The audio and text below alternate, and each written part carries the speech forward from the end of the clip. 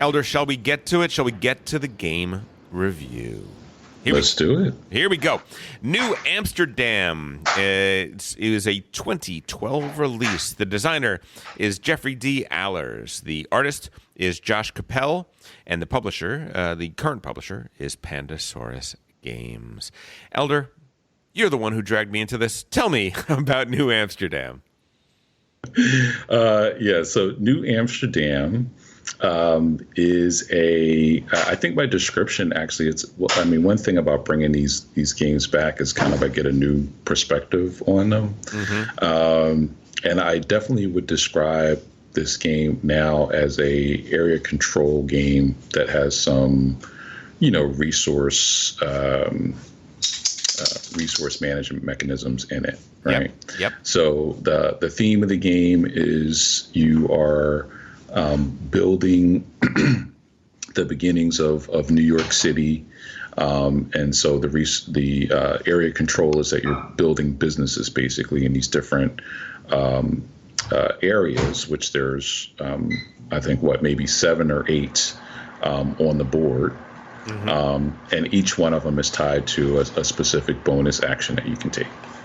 And then there's 3 main action phases in the game, which are the city phase, where you actually are building up these businesses, the land phase, where you're essentially getting these land cards that are going to give you resources that you need, and then finally the trading phase, where you can score some victory points in a kind of match type game, set collection type mechanic.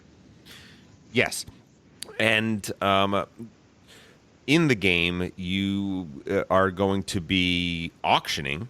There's a bidding for these tokens that are going to allow you to take those actions. So on any given round, you are probably not doing much of anything in all of those rounds, correct?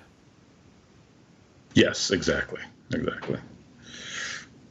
So the essence of the game is that we are settlers. We are Dutch settlers of New Amsterdam, which, as many of you know, became the city of New York.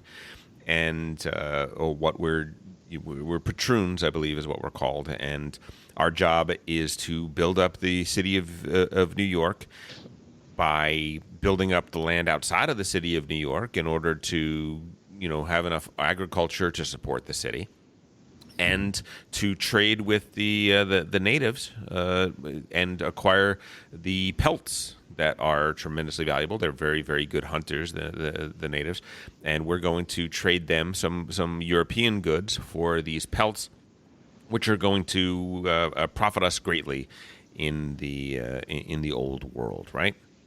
Yeah, exactly. And we start off with a certain amount of these goods, and as we send the pelts back, then the old world is going to send us a supply of new goods to continue our training efforts. And here's one of the reasons why this game sticks out to me. There's this interesting mechanism where as you're trading with the Indians and acquiring these land cards, you were essentially stealing land from these same Indians that you're trading with. And so there's a mechanism where they are forced to move further and further away from your initial trading posts. And so there's another bonus action you could take to continue to move your trading posts across the board to stay in line so you continue to trade. But if you're not aligned with the Indians and you don't have corn as a resource, because you need corn to travel your boat downstream to meet up with them, then you cannot make the trade. And that could be pretty devastating if you have an action token and you actually can't use it because of that mechanism. Listeners, are you getting an uncomfortable feeling in your stomach when you heard that last little bit? It has been a discussion that we have been having. It is, yes, you are literally moving the natives off of their land as they move across the board. Not only move them across the board, but they're their numbers dwindle over the course of the game. We're going to discuss that. We're going to discuss. Yeah, I got a problem with it, but let's figure out let's figure that out in a minute. But first, let's there are two issues with the game. There's the game itself, and then there is what the game is portraying, and should we be doing this, and if so, how do we do this? So let's get to that one second. The game has, scoring is essentially three ways of scoring. Each one of the three phases has scoring opportunities. In the city, once you've built buildings in the city, you are going to score 2 points if you are tied with the person that has the most buildings in this sector, and there are 7 sectors in the city. If you have more than everybody else, you're going to score 3 points. So that could be a lot of points in the game. If you have acquired land and cleared it, you are going to score points when you clear the land, but you're only going to score points if you have 3 land cards and you clear them all in one action. You're only scoring points for the last one you get, which is, so the first land card scores 1 point, next one is 3, next one's 5, next one's 10, and so on and so forth, that kind of thing. That's one of the things you can do. And then the third way to score points is in the trading action. When you're trading, you are going to score points. The ships that you're sending things out on can take anywhere from 2 to 6 trade goods. And when you trade them in, the one that you have the most of in that set, you're going to score 3 victory points per good of that type, 2 for the next most, and then 1 for everything else. So if I had 5 muskrat pelts and I have a ship that takes 6 goods, and so I trade 5 muskrats and 1 mink or something along those lines, I would get 3 times 5, which is 15, plus 2 more, which is 17 points for that. The trick, though, is that once you've built up your city, once I've put buildings in the city, as long as other people haven't overbuilt me completely, it's one single action for me to score points there. But in the other areas, I have to get a land card, which is one action, and then I have to clear that land card, which is a completely other action. And in the trading, it's the same thing. I have to acquire trade goods. I have to trade with the natives, and then I have to sell or ship those trade goods abroad, which creates an imbalance that we've noticed, right, Elder? Yeah. And again, that's why I call it, this area control game, because it's in every game that I played of it, I have not seen a solely land or fur strategy work. Although, I mean, if you look at the points in the game, it conceivably could, but it really doesn't. And I think thematically it makes sense of the game. Like the game is telling you your job in the game is to be this kind of builder, kind of, entrepreneur, builder of businesses. Yep. And you're building up the city of New York, and there's impacts of that. And, again, to do that, though, you have to have a certain amount of corn to feed your people, which, you can buy with one of the bonus actions, but it's definitely better to grow the corn than to have to buy it, right? Economically. Oh, yeah.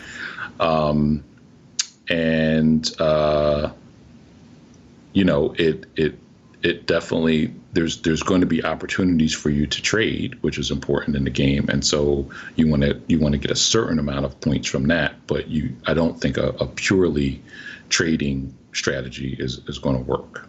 Right. No. So let's take an example of a game. Our number one game in the board game, in the Game Brain Top 50, is Great Western Trail. Right. Great Western Trail also has three aspects to it. Right. It has the building actions where you're building things along the trail. It has the train actions where you're using the engineer to move your train along the map. And it has the cowboy action where you are trading in cattle in Kansas City, right? Yep. They are not balanced. Yeah. They are not balanced. The cowboy action is slightly better than the others. So in a very similar way, this has 3 actions, and they're also not balanced. I would say they're more imbalanced in this, though. Yeah. I think I think the imbalance is slighter in Great Western Trail, whereas in this one it's more pronounced. I think it's more structural in this one. The fact that you can score points on a single action instead of having to do multiple actions really tips the balance here. But that's why we have an auction mechanism. Or I'm not going to say it's why, but I'm saying the game works because there's an auction mechanism. And as long as there's an auction mechanism, if you see a row that has 2 city actions, those city actions are tremendously valuable. So you need to make people pay through the teeth for them. And by paying a ton of money for those, you're essentially creating you're righting the structural imbalance. You're correcting it. Yeah. And again, just to be like, very precise, right? Yes. It does take 2 actions to score the city, right? Because you have to build businesses, and then you have to hold the election to score them, right? Like each one of the phases has these 2 different actions. The difference is with scoring the city, if you're already in the lead. Yeah. And again, to your point about the auctions, if you know that a player, and again, it happened in both the games that we played this week, there was a particular point in the game where in our first game it was Paul, and the second game it was you, where we noticed the game state, and it's like, oh man, this particular player has like really significantly taken the lead in the city. Yep. And if we don't react, it's going to be problematic. They're probably going to win the game. If that's what's happening in the mid game, then we really have to put a stop to it. Yeah. And, we talked about afterwards, in last night's game, there was a particular auction where, you could argue that I basically let you get the double city tokens for too cheap. But situationally, there was 2 things, right? Like one is there was 2 double city spaces that could be auctioned, or plots that could be auctioned off. And 2, I couldn't really afford to do double city at that point in the game because of what had happened sooner. So it really didn't make sense for me to do it. But at that point, I got to make a choice. Like, do I, take it away from you to try to stop you from winning the game? Can I recover from that? Exactly. Yeah. Which the variability of those tokens is a potential problem in the game, which we'll get to. Yeah. Let's talk about the auction though, because I've been talking kind of heavy auction. If you want to play a game in which you learn everything you ever need to know about auctions, play Modern Art. It is a Reiner Knizia game. And it is amazing. It is wonderful. It's from 1995. It's from ages ago. Yeah. And still plays amazing every single time you play it. One of the keys to the game is that you're auctioning off pieces of art, and there are 4 different auction mechanisms in the game. That's the whole game. It's just an auction game. And one of the methods is the open bidding, where people are just bidding, just the normal way. I bid 1. No, I'll bid 2 on that. Yeah, I'll bid 3. It's not going around in a circle or anything like that. Anybody who wants to up the bid can up the bid. Second way is in the fist, which is that blind bidding we just talked about, where people put the amount of money they want to bid in their fist and reveal it, and then whoever wins that wins that. Third one is once around, and once around is the mechanism that New Amsterdam employs. The way this works is whoever is the start player, whoever's the first person in turn order, or if that person's out, then the next highest person in turn order is going to put something up for bids, and they are going to say a number. That is their one and only bid. It is never going to come back around to you, and you're never going to get another chance. The next person then can overtake that bid by bidding more. But if there's somebody behind them, guess what? They can be overtaken as well. So you really have to – it's a really interesting bidding mechanism whereby you're not just going to low bid and hope you get something cheap. If you want something, you got to figure out how many resources and money does that person have? How many resources and money does that person have? How much do they need it? How much money do I need to have in reserve after I've won it? Because I'm going to need, taking these actions, I'm going to need some of these resources to do things with these actions. it's a really, really meaty and clever mechanism that we don't see often. Once around is not a very common auction mechanism, and it really works well here. The way it works here is that there are 2 rows of 3 action discs and 3 rows of 2 action discs. And the idea is that the start player will choose one of the rows, and they will put their start player token on that row, and you are bidding for the start player token, so the ability to go first, and all of the 2 or 3 action discs in that row. And those discs are put out randomly. So sometimes, in last game, we had one row that had 3 trade actions. Trade action, trade action, trade action. That was really valuable to Paul. That was a huge turn for Paul because he had his economy and his situation geared for the trade game, and it was a huge thing for him. It wasn't that interesting to Elder or I, which was also great for him because he didn't have to bid a lot for it. He didn't have to. Right. He was able to get it for nothing, I believe. Yeah. But when you have those 2 city actions, for a person like me, I was in a situation where I'm already scoring 10 points or so per city action. And if I win 2 of those, that's 20 points. Final score in the game was 80 points. The game is 6 rounds long. That's huge. That is massive. So it's a cool mechanism. It's interesting in the game. The problem is, or one of the problems is that each turn, those discs come out in a random order, and the order of those discs can really, how do we put this best? Your plans can be dashed by the random outlay of those discs to some degree, right? Sure. Yeah, absolutely.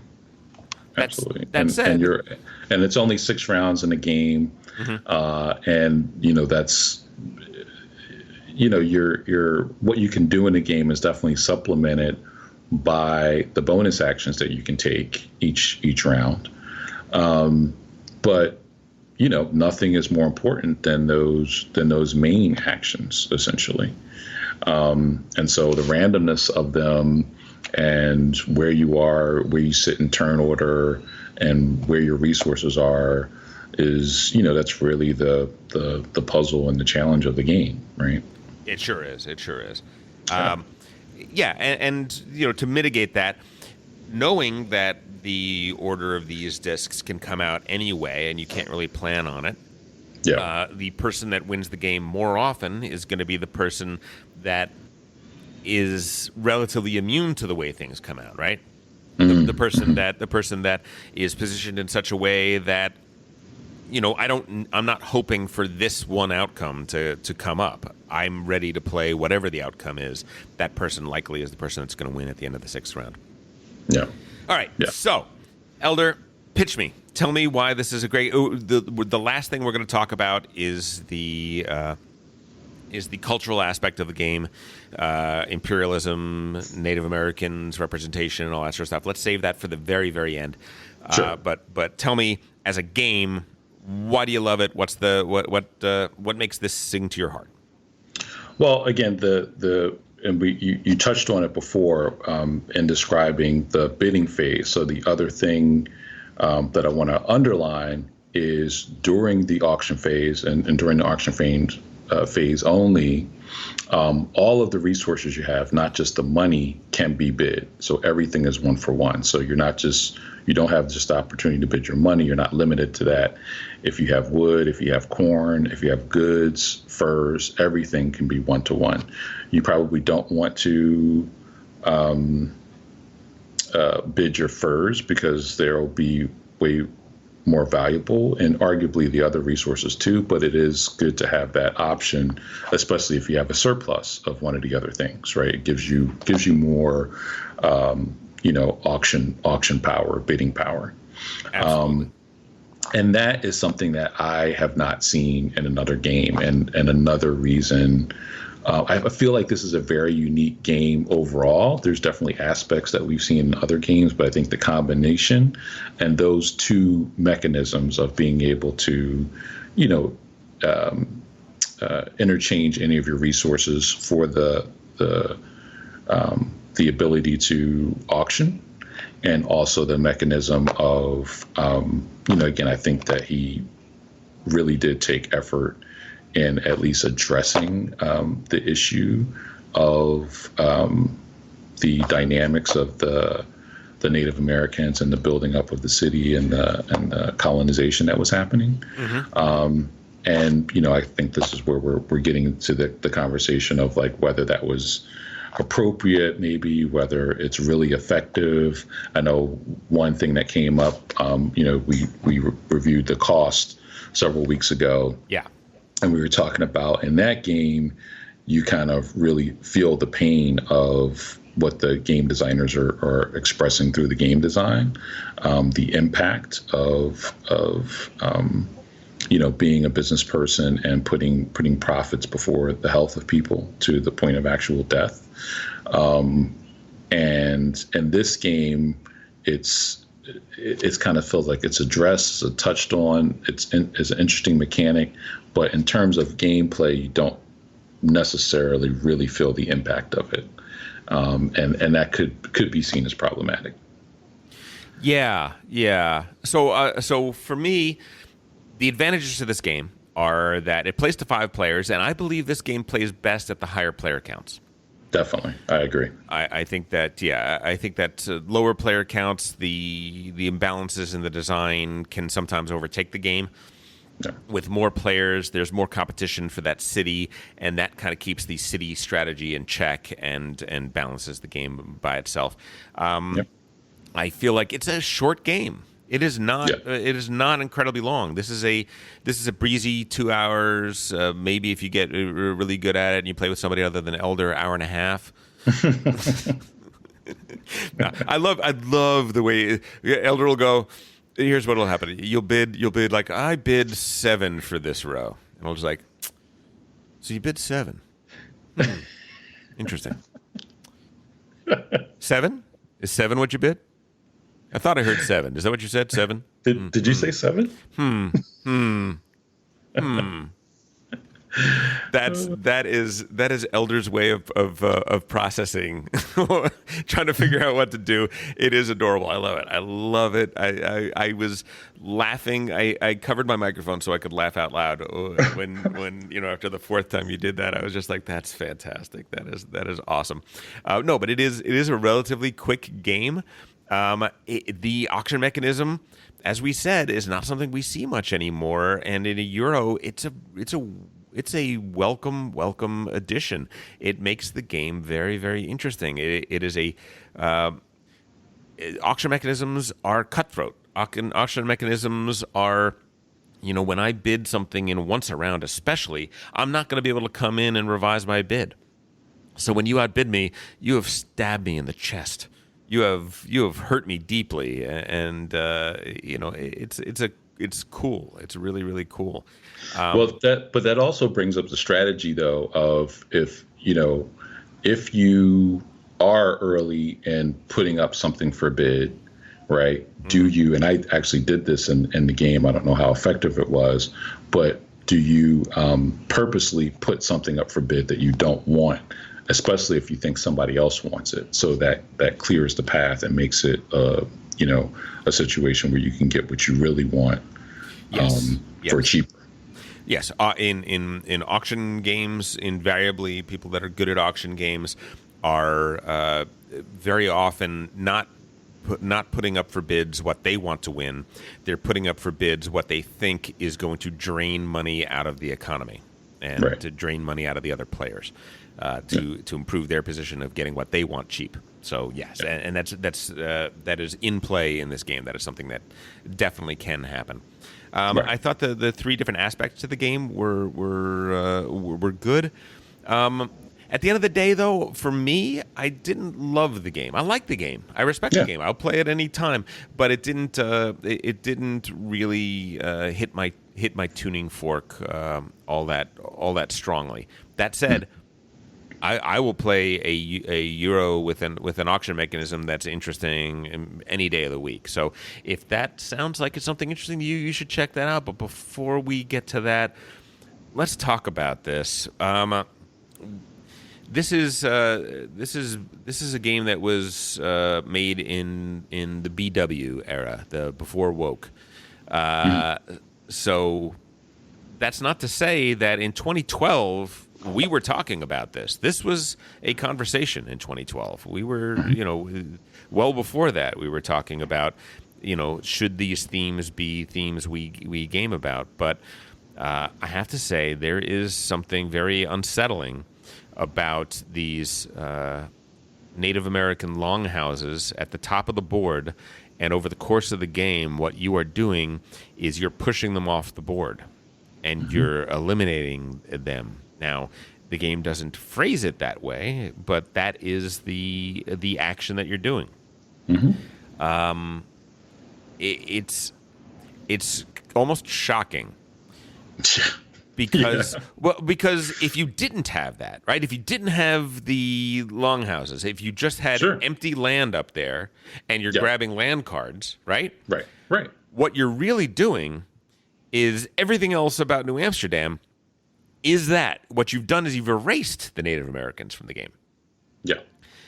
And yet the game is entirely about that. It's about settling a land that already has been settled. Thank you very much. Right? It is. Right. It is about conquering a land that already has people on it. And so many games that we play don't even represent that. Right. So is it better that they're representing that in a way? Is it worse that they're? I mean, I don't think it's worse that they're representing it.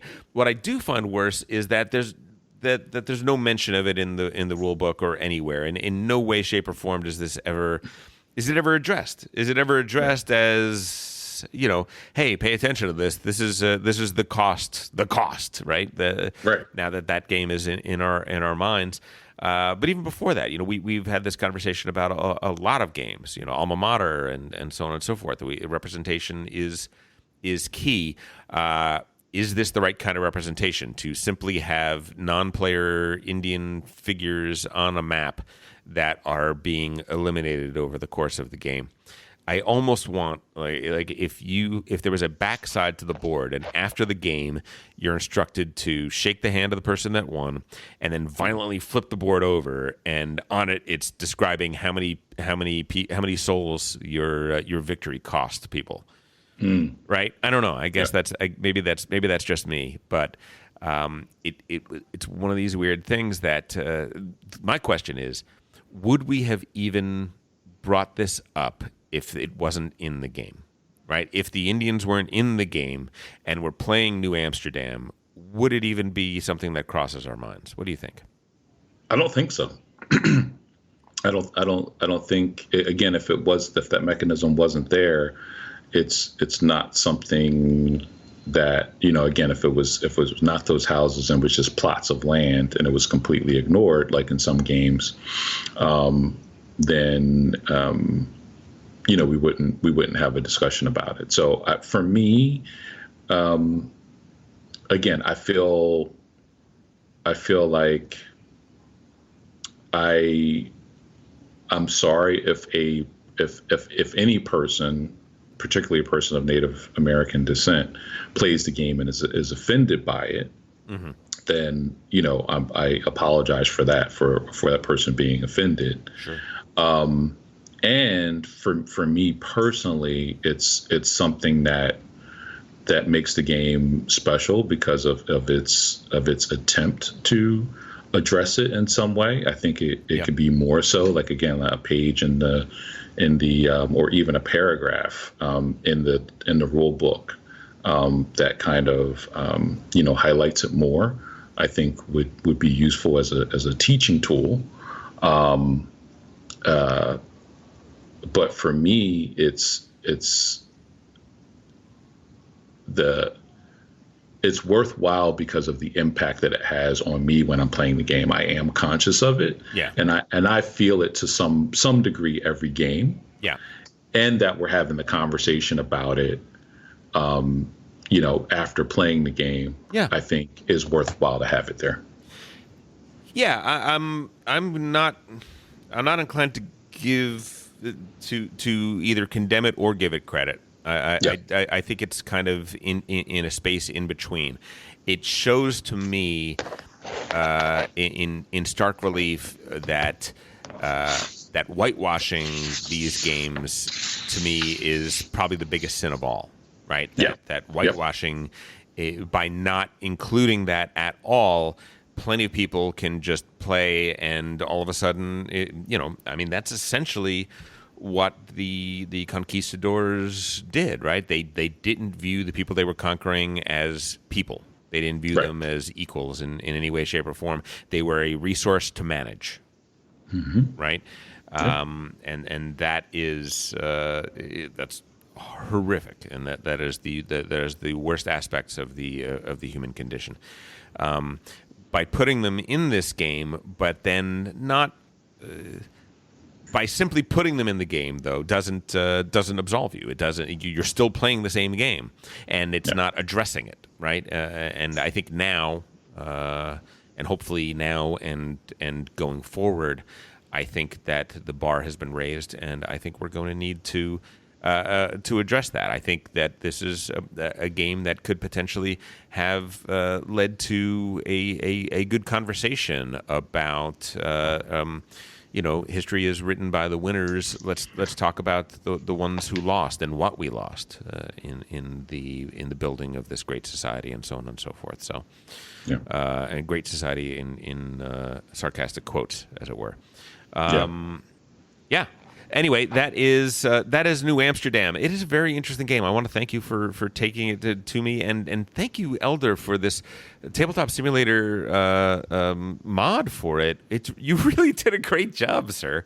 Thank you. Thank you. I appreciate it. And also as an addition, so I got my Twitch stream up, and the games that we played for this segment to prepare are on my Twitch channel. So if you just want to do a search, I'm at Hawk72700. It's HAWK 72700, and the games are there. Nice. Hey, if you enjoyed that video, you very well might enjoy the other videos you now see being suggested to you on screen. Also, we'd greatly appreciate it if you could like, share, or subscribe to our Game Brain channel. Thanks so much.